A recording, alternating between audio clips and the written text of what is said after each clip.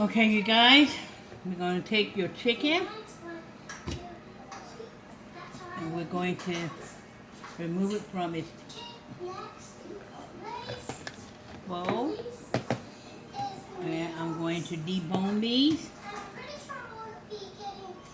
And then we're going to put them right back in the pot. Not the bones, the meat. I'll show you what it looks like so far. Again, you can see it's falling off the bones anyways. But it's hot right now, quick. See the meat falling off the bone? So let me help him debone these and I'll come right back.